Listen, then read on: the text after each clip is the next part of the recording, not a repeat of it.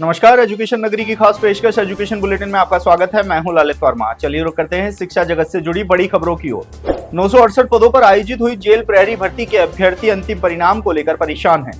पहले जहां DV report की स्थिति को लेकर ये अभ्यर्थी असमंजस की स्थिति में थे, तो वहीं अब साफ हो गया है कि विभाग की ओर से भर्ती की डीवी रिपोर्ट बोर्ड कार्यालय पर भेजी जा चुकी है।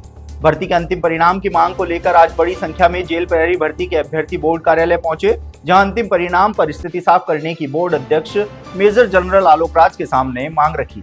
हालांकि विभाग की ओर से सूचना है कि पीएच कैटेगरी की क्लियर डीवी रिपोर्ट भेजी जा चुकी है, तो वहीं स्पोर्ट्स के कुछ मामले लंबित है। ऐसे में युवाओं को उम्मीद जगी है कि जल्द ही भर्ती का परिणाम जारी हो सकता है। हालांकि बोर्ड अध्यक्ष ने अभ्यर्थियों से मुलाकात करते हुए साफ किया है कि डीवी रिपोर्ट पिछले दिनों ही मिली है और जल्द ही प्रोविजनल मामलों को देखते हुए परिणाम पर फैसला लिया जाएगा।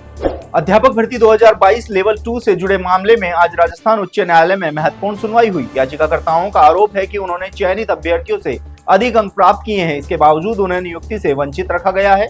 सुनवाई के दौरान सामने आया है कि रेस्पोंडेंट विभाग अब तक न्यायालय द्वारा तलब किया गया आवश्यक डाटा और महत्वपूर्ण फाइलों पर विस्तृत जवाब प्रस्तुत नहीं कर सका है। इस पर न्यायालय ने नाराजगी जताई और विभाग को जवाब दाखिल करने के लिए अतिरिक्त समय दिया है।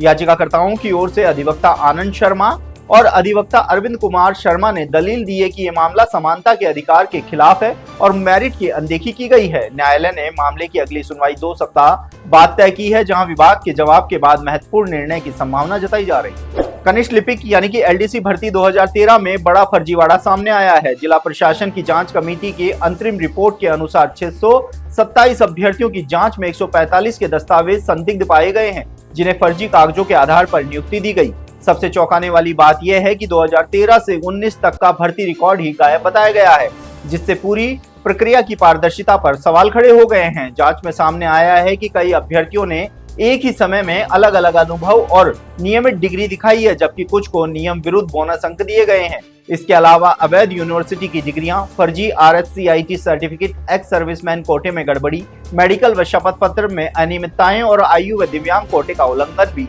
सामने आया है। मामले से संबंधित अधिकारियों के खिलाफ कार्रवाई की सिफारिश की गई है। संदिग्ध अभ्यर्थियों को नोटिस देकर जवाब मांगा गया है, जिसके बाद अंतिम फैसला लिया जाएगा।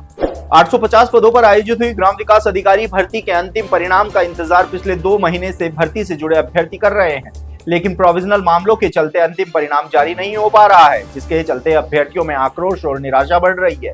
तो वहीं बोर्ड अध्यक्ष ने पिछले दिनों जानकारी देते हुए कहा था कि वीडियो भर्ती में करीब 200 मामले प्रोविजनल हैं और जब तक सभी प्रोविजनल मामले क्लियर नहीं होंगे तब तक अंतिम परिणाम जारी नहीं किया जाएगा। तो वहीं भर्ती से जुड़े अभ्यर्थियों ने आरोप लगाया है कि भर्ती में महज 15 दिव्यांग अभ्यर्थियों की मेडिकल जांच होनी बाकी है, तो वहीं स्पोर्ट्स मामले भी करीब 16 ही हैं। ऐसे में विभाग और बोर्ड चाहे तो जल्द से जल्द इन मामलों का निस्तारण कर परिणाम जारी कर सकता है। गौरतलब है कि 4 अप्रैल को शिक्षा मंत्री मदन दिलावर ने 1 सप्ताह में परिणाम जारी करने की बात कही थी, लेकिन 3 सप्ताह बीत जाने के बाद भी परिणाम जारी नहीं होने से अभ्यर्थी निराश हैं। 7,759 पदों पर आयोजित तृतीय श्रेणी शिक्षक भर्ती के परिणाम पर बोर्ड अध्यक्ष की चुप्पी के चलते संशय लगातार बढ़ता जा रहा है। बोर्ड अध्यक्ष मेजर जनरल आलोक राज द्वारा अप्रैल के अंतिम सप्ताह से परिणाम जारी करने की बात कही गई थी। ऐसे में अब भर्ती से जुड़े युवा इंतजार कर रहे हैं कि परिणाम को लेकर बोर्ड की ओर से कोई जानकारी मिलेगी।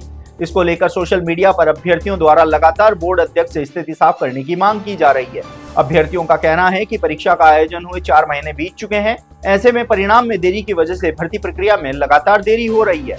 अभ्यर्थियों ने बोर्ड अध्यक्ष से मांग की है कि जल्द से जल्द परिणाम जारी करते हुए युवाओं को राहत देनी चाहिए। तो ये थी शिक्षा जगत से जुड़ी तमाम बड़ी खबरें। कल फिर से आपके साथ रूबरू होंगे, तब तक के लिए नमस्कार।